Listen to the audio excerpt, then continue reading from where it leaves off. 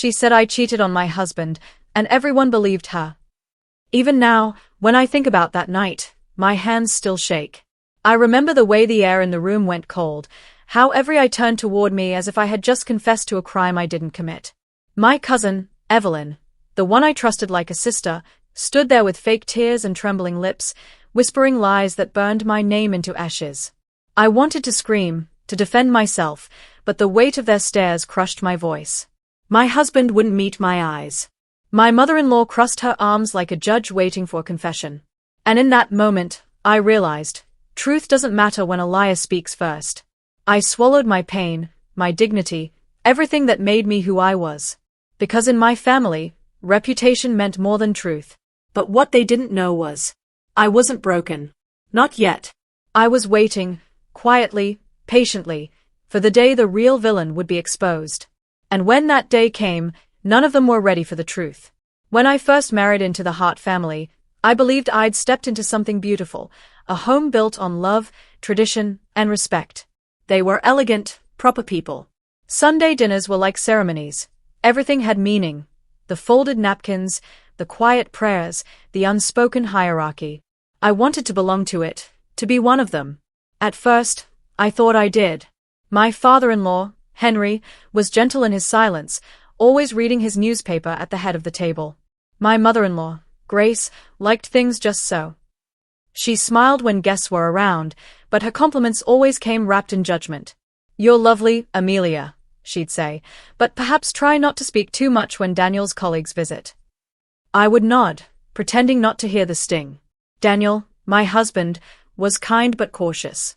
He loved me, I know he did, but his loyalty to his family always came first. He was raised to keep the peace, to keep the image perfect. And then there was Evelyn, my cousin, my childhood friend, my shadow. She lived 2 streets away and somehow was always there, at dinners, birthdays, every family photo. She wasn't married yet, but she acted like she belonged more than I did. Evelyn knew how to make people love her. Her laughter, her little compliments, her constant offers to help.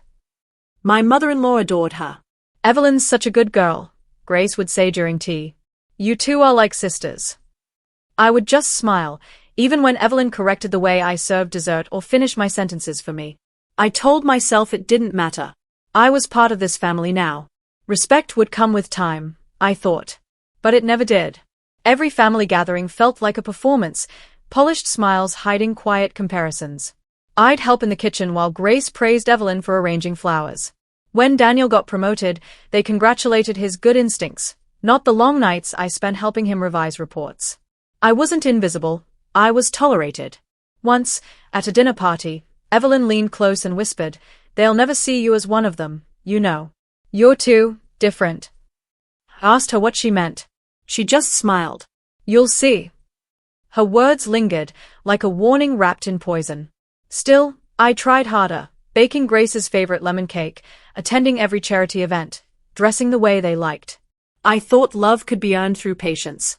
But behind every polite smile, I felt something colder, calculation.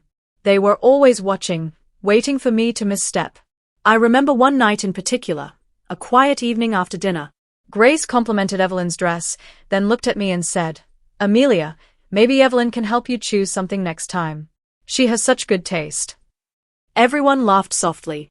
I did too, but inside, something cracked. It was such a small comment, but it felt like a verdict. That night, when I cleared the dishes alone, I saw Evelyn's phone left on the counter. A message flashed across the screen, from my husband. My breath caught. The words were innocent, but the timing wasn't. And that was the first time I felt it, that faint, sharp pulse of doubt that something in my perfect family was dangerously wrong. It began quietly, the kind of conflict that creeps in like a shadow you don't notice until it's too late. At first, it was small things. My opinions suddenly didn't matter. My efforts were invisible. I'd speak during a family discussion, and Grace would talk right over me as if I wasn't even there. Evelyn, sitting beside her, would give me that sweet, pitying smile, the kind that says you should know your place. One afternoon, Grace called a family meeting about the inheritance and future investments. "This family's assets must remain in capable hands," she said, glancing proudly at Daniel and then at Evelyn. I was there too, of course, sitting quietly, trying to understand what she meant. Amelia doesn't need to worry about these things, Grace said lightly. She has Daniel to take care of her. I froze. The words stung, but I smiled, as always. Of course, I murmured, though I wanted to scream. I wasn't some decoration in Daniel's life. I'd worked beside him, sacrificed with him. But no one cared to remember that. Evelyn leaned forward. I could help manage some of the family accounts, she offered. You know, just to lighten Daniel's load. Grace's face lit up. That's a wonderful idea. I watched as they discussed my husband's future, our future, as if I didn't exist. I could feel Daniel's discomfort, but he said nothing. That silence hurt more than any insult. Later that night, I asked him, why didn't you say something? He sighed. You're reading too much into it, Amelia. Mom just likes to keep things organized. Organized. I repeated softly. Or controlled. He didn't answer. He just turned away, pretending to be tired. I knew that tone, the one that meant stop talking before you make things worse. But things were already worse. The next few weeks felt like slow humiliation. Every time Evelyn visited, she'd somehow find a way to remind me of my place. She'd say things like, it must be nice not having to worry about money, or Daniel's lucky, you're so simple. She meant ordinary. Then came the family brunch, the day everything began to unravel. Grace proudly announced she was setting up a new trust fund for future heirs, and Evelyn was helping manage the documentation. Evelyn's been so helpful, she said, looking right at me. Such initiative. You could learn from her. The laughter that followed wasn't cruel. It was polite, restrained, the kind that hides poison under charm. I felt my cheeks burn, my throat tighten. I excused myself before they could see the tears. In the hallway, Evelyn followed me. You shouldn't take it personally, she said softly. Aunt Grace just trusts me. It's family. I looked at her, really looked at her, and saw the glint of satisfaction behind that fake sympathy. You are family too, I said quietly. At least, I thought you were. She tilted her head. Oh, I am. But blood doesn't always make you equal. Those words echoed in my mind for days. I couldn't shake them off. Something deeper was going on, something planned. A week later, while helping Daniel organize some files, I found an unsigned letter tucked into a folder marked private accounts. It wasn't from the lawyer, it was from Evelyn. A request for shared management rights over part of the inheritance. My husband's name was listed as the secondary signee. My blood went cold. When I confronted Daniel, he looked startled. It's just paperwork, he said quickly. Evelyn thought she could help until I have time. I stared at him, my voice shaking. And you agreed. He hesitated. Mom said it's for the family's good. Something inside me cracked. Not loudly, but cleanly, like glass splitting under pressure. I realized then that I wasn't just being ignored. I was being replaced, slowly, intentionally, piece by piece. And the worst part? They wanted me to smile while it happened. But I wasn't going to smile anymore. It's strange how humiliation doesn't come all at once. It drips, a steady, quiet leak that eats away at your pride until you don't even recognize your own reflection. That's how it happened to me. One small cut at a time. The first came at Grace's birthday dinner. The whole family was there, elegant dresses, fine china, and that soft music Grace loved. I spent the entire day helping the caterers, decorating the tables, even baking her favorite lemon cake. But when the guests arrived, Grace stood and said, "Thank you all for coming, and a special thanks to Evelyn, who organized everything so beautifully." Laughter. Applause. My hands froze around the serving tray. I wanted to say something, anything. But Evelyn caught my eye and smiled, that perfect, innocent smile that always looked like victory. Later that evening, when Daniel finally noticed my silence, he whispered, "Don't make a scene. It's Mom's night." I didn't make a scene. I swallowed my anger, along with every word I wanted to say. But anger doesn't disappear. It hides. It builds. A few days later, I overheard Grace and Evelyn talking in the kitchen. "She's sweet, but she lacks Polish," Grace said. "Not like you, dear. You could run this household one day." Evelyn laughed softly. "I only want what's best for Daniel." What's best for Daniel?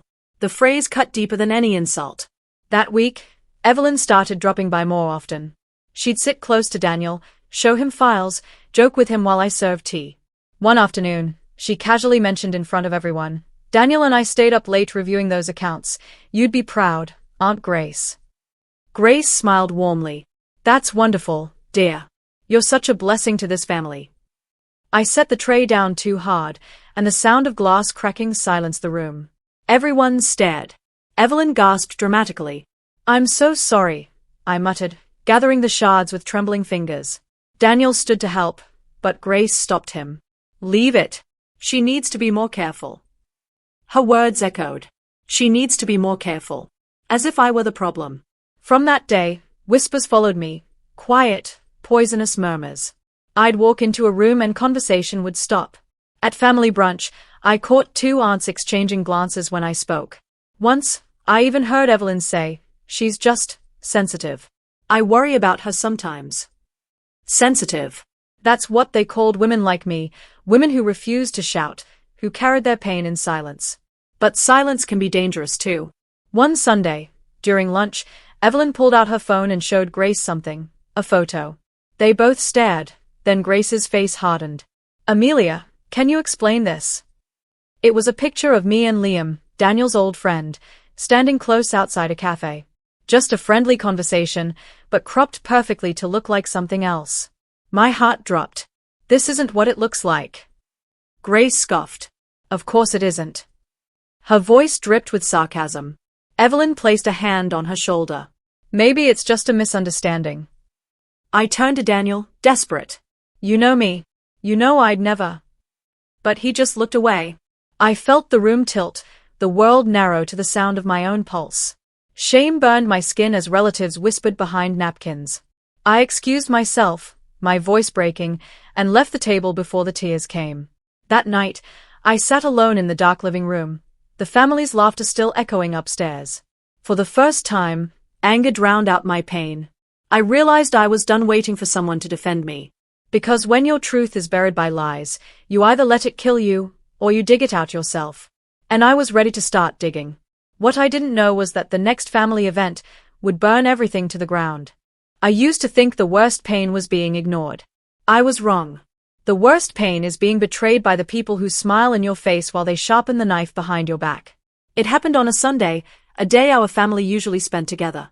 Grace had called for a family announcement. She said it was about the inheritance, about securing the future. I came dressed neatly, hopeful that maybe this time, I'd be seen as part of the family. Daniel held my hand as we walked in, but his grip felt weak, distracted.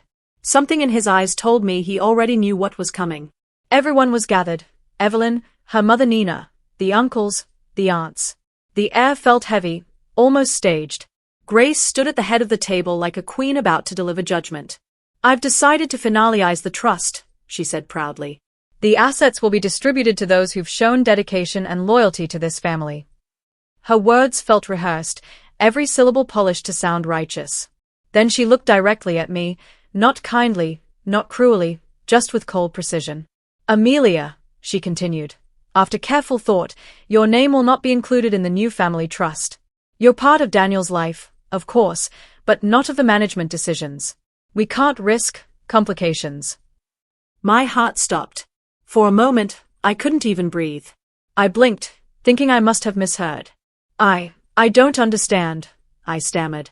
"I've been here, I've supported Daniel, our home, everything." Grace smiled gently, almost pityingly. "You've done well as a wife. But this is business." "You're too emotional, dear." Evelyn placed a hand on her shoulder. "Aunt Grace is only thinking of what's best for the family," she said softly, her eyes glinting. There it was again, that phrase. What's best for the family? Daniel said nothing. Not one word. His silence hit harder than any slap could. Something in me cracked open. "And you agree with this?" I asked him, my voice trembling. He looked away. "It's just paperwork, Amelia. Don't make this bigger than it is." A soft murmur ran through the room. Quiet amusement, fake sympathy. I felt their eyes on me, judging, mocking. I wanted to scream, but no sound came out.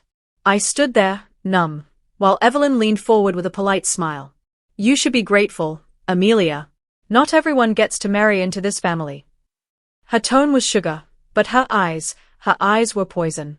I didn't answer. I couldn't. I walked out, my heels echoing on the marble floor, each step heavier than the last. Outside, the wind hit my face, cold, cutting. I sat in the car and stared at my reflection in the mirror. My makeup was perfect. My eyes were dead. That night, Daniel came home late. I didn't ask where he'd been. I already knew. I could smell her perfume faintly on his jacket, the same scent Evelyn always wore. He noticed my silence and sighed. "Please, don't start another argument." I whispered, "Another argument? There's nothing left to argue about, Daniel. You already chose." He didn't deny it. That hurt most of all. Over the next few days, the whispers grew louder. I stopped getting invited to family meetings. Grace avoided my calls. Evelyn, on the other hand, grew bolder, posting pictures with Daniel and his family, tagging them with captions like "my second home." People started to talk. Friends asked quiet questions I couldn't answer. I felt the walls closing in, my dignity stripped piece by piece. Then came the final blow. Evelyn hosted a charity dinner at the Hart estate, a public event filled with laughter and champagne. I wasn't invited, but I went anyway. When I arrived, the crowd fell silent. Evelyn turned, perfectly poised, and said loudly, "Oh, Amelia. I didn't think you'd come after everything." The laughter that followed was soft but cruel, like daggers made of silk. I stood frozen under the chandelier's light, feeling every stare burn through me. Daniel didn't move. Grace smiled faintly, as if the scene was expected. That was the night I broke. I walked out before the tears could fall, before they could see the cracks in my mask. I drove aimlessly, the road blurring under my headlights, until I found myself parked at the old lake near my childhood home. I sat there for hours, numb, staring at the dark water. For the first time in my life, I felt completely alone, stripped of name, respect, and belonging. But somewhere inside that silence, something else stirred. Not pain, not despair, clarity. I realized they hadn't destroyed me. They'd just set me free. I didn't need their approval anymore. I didn't need their love. I only needed truth. And I would find it, no matter how deep I had to dig, no matter who I had to expose. That night, I wiped my tears and whispered to my reflection, they wanted a perfect family. I'll give them the perfect ending. It was no longer about survival. It was about justice. After that night at the lake, something inside me stopped trembling and began to breathe in a new way, slow, measured, dangerous. Grief had sharpened into focus. The ache that had hollowed me out became the map I would follow. I was no longer a woman waiting to be defended. I was a woman who would unmask the puppet master. First, I rebuilt the smallest things, my routine, my will. I stopped answering Grace's calls. I stopped checking Daniel's messages when he left his phone on the table. I told Maya everything in a voice that didn't wobble. "I can't keep being the family's charity case," I said. She squeezed my hand and whispered, "Then let's make them accountable." Her steady belief was the kindling I needed. Practicality followed. I began by piecing together the timeline of lies. Where had the cropped photo come from? Who sent the anonymous message that arrived right before the trust meeting? With Liam's help, the one person who still listened without judgment, I traced metadata, IP addresses, and delivery times. Liam knows how to read digital footprints. He stayed up nights pulling threads that led to surprising little intersections. He promised, if someone forged evidence, we'll find the hand that typed it. He kept that promise. Maya handled the human side. She called neighbors, gathered witnesses, and found small inconsistencies in Evelyn's helpful stories. A florist remembered Evelyn insisting she arrange Grace's event, but later denying she'd been there. A caterer remembered Evelyn's nervous laugh the night the photo was found. These fragments, mundane on their own, began to stitch into a pattern of deliberate sabotage. I also learned to be cold with my own emotions. I recorded conversations when I had reason to suspect manipulation. I saved old messages Daniel had written me to remind myself that truth existed even when the family wouldn't see it. I collected emails, receipts for the charity dinners Evelyn organized, and a backup of Evelyn's social posts where tiny slips of language hinted she knew more than she let on. Each file was a small act of reclamation, proof that I had not been living in a fantasy, but in a house where someone had been rewriting history. Then came the most dangerous step, confronting the liar on her turf. I couldn't wait for another family meeting where I'd be silenced. The plan required a public moment but engineered by me, a place where the performance of innocence would crumble under the weight of evidence. It had to be undeniable, audio, visual, and human testimony that would leave no room for Grace's half-smiles or Daniel's silence. There was risk. If I failed, I would be exposed even further, humiliated more deeply than before. If I succeeded, I would ruin a cousin's life and shatter the fragile illusions the family clung to. I kept reminding myself, this wasn't about vengeance for its own sake. It was about respect, my right to exist in a family without being erased. It was about truth. Maya volunteered to stand with me. Liam would handle the tech proof. I hired a discreet legal consultant to advise on exposing forged documents publicly. She warned me about defamation countersuits and cautioned patience. I practiced my voice until it was steady, not pleading but exact. I would not melt into tears on cue. I would present facts. On the night I chose, a celebration Evelyn had orchestrated to further secure her social standing, my heart beat with a cold, steady rhythm. I dressed simply, deliberately, knowing how their eyes would read me. I carried a slim folder that felt heavier than any necklace, audio files, screenshots with metadata, witness statements, and a printout linking the fake screenshots back to Evelyn's account. As I walked into the room where everyone would gather, where Grace would beam and Daniel would sit polite but distant, I felt the world narrow to the soft click of the folder in my hand. The moment had arrived. I could turn around and let them keep their illusions. Or I could open the folder, and everything that had been whispered in corners would be dragged into light. I inhaled. The chandelier glimmered above them like an audience of indifferent stars. If I opened my mouth now, would they finally hear me, or would they bury me deeper than before? The night of Evelyn's engagement dinner glittered like a movie set, chandeliers humming with light, champagne glasses clinking, and laughter floating through the air as if no sins had ever been committed. Every member of the Hart family was there, smiling as though perfection could hide corruption. I stood at the entrance for a long moment, watching them, Grace glowing in pearls, Daniel avoiding my eyes, Evelyn at the center of attention, dressed in silver and deception. Her fiancé, oblivious, held her hand like she was something pure. But I knew the truth beneath her gloss, the lies, the manipulation, the cruelty she called family loyalty. And tonight, everyone else would know it too. When the speeches began, I waited, silent. Evelyn stood, pretending to blush as she thanked everyone. This family, she said sweetly, has always taught me that love and honesty are what keep us strong. I almost laughed. When she finished, I stepped forward. The sound of my heels against the marble was the only noise in the room. Conversations stilled. Every head turned toward me. Grace's smile faltered. Before we celebrate, I said softly, I'd like to share something too. Daniel's hand gripped the table. Amelia, don't. But I didn't stop. I was accused of dishonor in this family. Of betrayal. Lies were told about me, and everyone believed them. My voice trembled, but I didn't let it break. Tonight, I just want to return the truth to its rightful place. I set a small remote on the table and pressed play. The speakers came alive with a voice, Evelyn's voice. They'll never know I made those screenshots, she laughed. Grace believes everything I say. Poor Amelia, she'll cry her way out of this family soon enough. Gasps filled the room. Evelyn's smile shattered. She lunged for the remote, but I stepped back.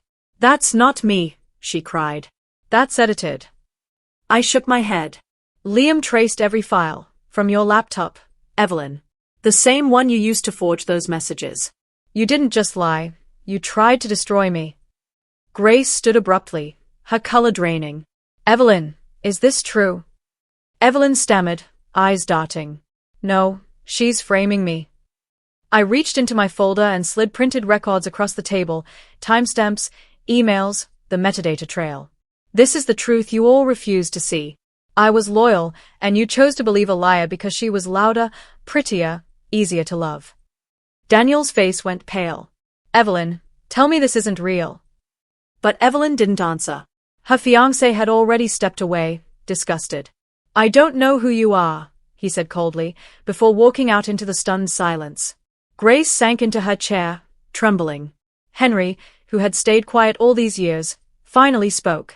You let gossip destroy your own family, he said to his wife, his voice heavy. You let pride blind you. I looked at Daniel then, the man who should have defended me, who watched as they tore my name apart. His eyes were wet, but I didn't feel pity anymore. I begged you to believe me, I said quietly. And you chose their lies. He reached out, whispering, Amelia, I was wrong. I stepped back. No. You are weak. Evelyn tried one last defense. You think this will fix you? You'll always be the outsider, Amelia. I looked at her calmly. Maybe. But at least I still have a name that's clean. The silence that followed was suffocating, the kind that carries judgment heavier than words. Grace lowered her head. The chandeliers above flickered as if reacting to the weight in the room. Then I turned to leave. You wanted a spectacle, I said over my shoulder. Now you have one. As I walked out, the guests whispered, the perfect facade collapsing behind me. And for the first time in years, I didn't feel small. I didn't feel broken. I felt free, because the truth had finally spoken louder than their lies. When I walked out of that ballroom, the cold night air felt like the first breath I'd taken in years. The noise behind me, the gasps, the whispers, the chaos, grew fainter with every step. For the first time, their opinions didn't matter. The woman who had once begged for acceptance no longer existed. The next morning, the Hart mansion was silent. No calls, no apologies, no explanations, only quiet. Grace didn't show her face at church that week. Daniel sent a single text, I'm sorry. Please, let's talk. I didn't reply.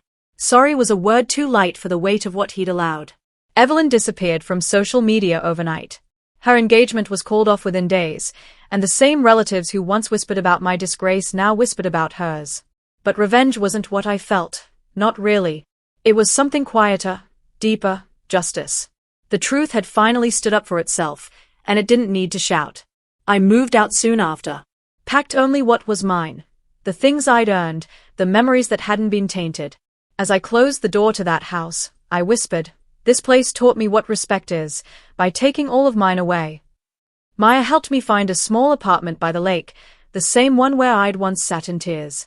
The view was the same, but I wasn't. I started working again, taking projects that reminded me of who I was before the Harts turned me into their scapegoat. Each morning, the reflection in my mirror grew steadier. The woman staring back finally looked like she belonged to herself. Weeks passed, and life began to soften again. One afternoon, I received a letter, handwritten, elegant. It was from Grace. She wrote, Evelyn confessed everything. We were wrong. I was wrong. I folded the letter and placed it in a drawer. I didn't need her validation anymore. Forgiveness didn't mean going back. It meant walking forward without bitterness. A few months later, I ran into Daniel by accident at a cafe. He looked older, heavier with regret. You deserved better, he said quietly. I nodded. You could have been better, I replied. He had no answer. None of them ever did. As I walked away that day, I realized something profound. Dignity doesn't come from being believed. It comes from refusing to let lies define you. The family that once humiliated me would live forever with the truth I uncovered. Their silence was my justice. That night, I stood by the lake again, watching the reflection of the city lights ripple over the water. The same place that once held my pain now held my peace. And for the first time, I smiled, not because I'd won, but because I'd survived with Grace intact. They took my voice, my name, my worth, but I took them back one truth at a time.